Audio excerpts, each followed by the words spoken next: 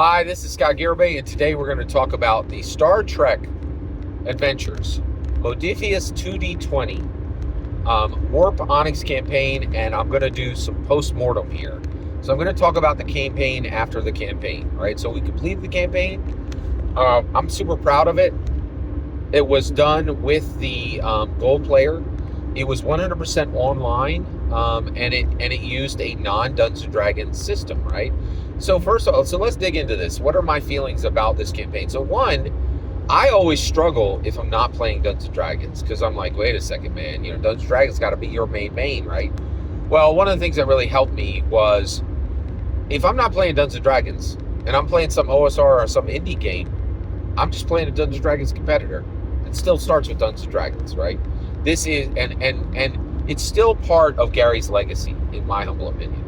That's both literal and figurative, in my opinion. So figuratively, you guys understand the figurative part, right? All tabletop role-playing games are children of Dungeons & Dragons, right? That's quite literal, right? I'm sorry, that's quite literal. But here's another literal part, right? We'll get it. Yeah, I'll throw this past you. You can check me in the comments if you think I'm right or wrong, but I think I'm right on this. Is Star Trek Adventures Modiphius 2d20 canon to Dungeons & Dragons? I believe so. Here's the path. Dungeons & Dragons. What's Dungeons & Dragons canon? Well, anything with the red ampersand, the hardbacks, right? Okay. Then anything in the partnered section. What's in the partnered section? Exandria. And that's for realsies D&D canon. Exandria, Explorer's Guide to Wildemount, and Call of the Netherdeep both have literally the red ampersand, black spine, red spine, full canon, right? Like not like some jank, like not like Dungeons of Dragon, like Dungeons of Drakkenheim, right? Like this is like full canon, right? So part of that is MCDM's Flee Mortals. Flee Mortals is D&D canon. It's partnered content just like Exandria, D&D canon, and it uses the term Game Master. I believe that anything under any tabletop role-playing game that uses the term Game Master is literally canon to Dungeons & Dragons, because Dungeons & Dragons used to own the term Dungeon Master, right? Still does, right? And they were very careful to never mix the word Game Master into their canon, right? In fact, Gary Gygax got in trouble with this and was never even able to write. After he left in '86, he couldn't write a single piece of advice for a Dungeon Master. He could only write advice for Game Masters because they were two distinct terms. I don't believe they're distinct terms anymore. I believe that every single tabletop role-playing game that uses the term Game Master is canon to Dungeons & Dragons, right?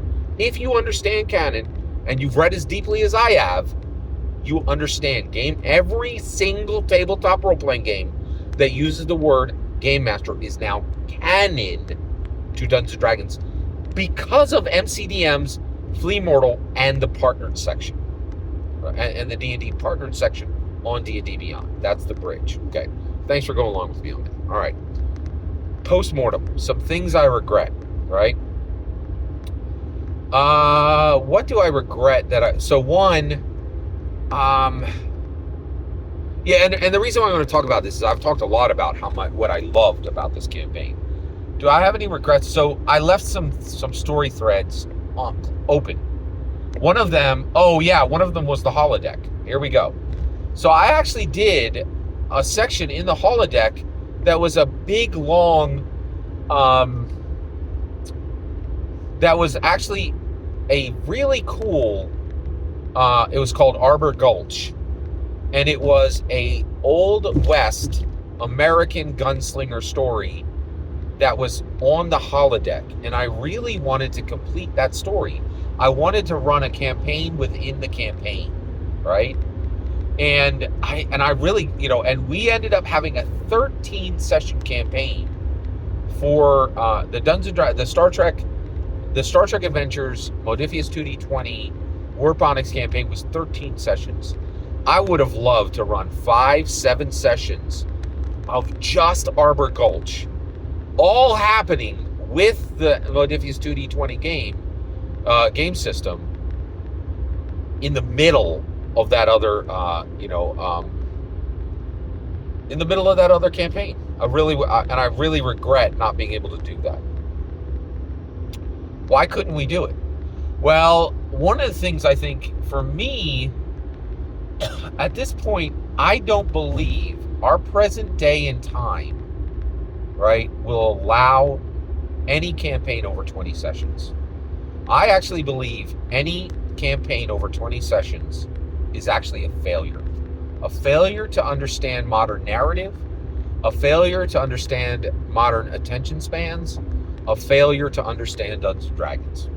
I really feel, and also you failing as a human, right? Because you're like, well, wait a second, Scott, why can't I just run for years and years and years? If you're able to run for years and years and years, you suck as a person, in my humble opinion. Here's why, right? One, what's happening with your players? None of them are winning the lottery. None of them are getting abducted by aliens. None of them are getting promotions in their job and having to move. None of them are getting families and having kids and they're not able to play, right? Like, and that's the point. If you're running for years and years and years, you're probably not keeping your player base, right? And you're going on with the story with different people and leaving people behind, right? Leaving Dragon Masters behind. So honestly, I highly doubt I'll ever run a campaign over 20 sessions in the future. And I honestly believe if you're doing it, you don't understand modern narrative. You don't understand modern people, and you don't understand ambition, right? Like none of your players should be sitting at a campaign of yours for over 20 sessions, right? And I think it's important to build these off-ramps, right? Like to do 12, 24, 12 sessions to 20 sessions. D20. 20 is the limit, right? And the reason why is there's so many great stories to tell and so many worlds to go to that it's myopic and lazy to run campaigns over 20 sessions, in my opinion. All right. So that was a regret. The other thing is there was this storyline where, and I did talk about it in the summary, right, of Warp Onyx. This idea of